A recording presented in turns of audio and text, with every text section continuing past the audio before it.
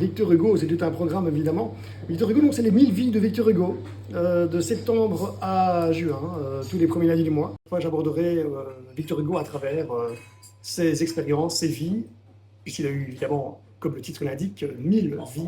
Je vais pouvoir extrapoler, aller vers d'autres auteurs contemporains de Victor Hugo, ceux qui ont été influencés par Victor Hugo et les auteurs qui ont eux-mêmes été à la base de Victor Hugo, comme Chateaubriand et autres qu'il a beaucoup aimé.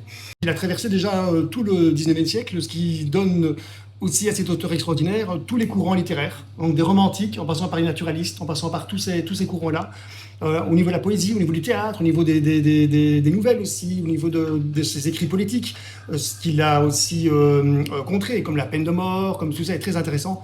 Et tout ça à travers le spectre de Victor Hugo, mais évidemment en grandissant et en allant vraiment dans tous les coins possibles. J'en profiterai également pour parler des femmes de Victor Hugo, les femmes qui ont traversé sa vie, celles qui ont été très intéressantes pour lui, importantes, et des poétesses qui...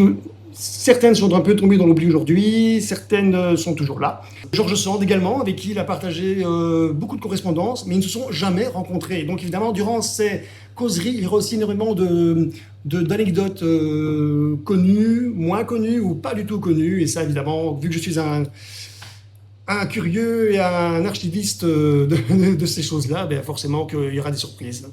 Et aussi, à chaque fois, des auteurs qui seront invités pour présenter leur ouvrage. Oui, ça c'est indéniable. Ça c'est indéniable parce que comme je parle beaucoup des morts en causerie, je voudrais quand même qu'il y ait des vivants sur scène avec moi. C'est beaucoup plus agréable et je me sens moins seul parce que la scène finalement c'est le fait de fédérer, de rassembler. Oui, j'invite évidemment les auteurs à prendre contact avec moi pour présenter leur dernier livre. Il n'y a aucun problème avec ça. Au contraire, je les attends fermement. Eh bien, la boîte mail va se remplir, je pense. Avec grand plaisir. N'hésitez pas surtout.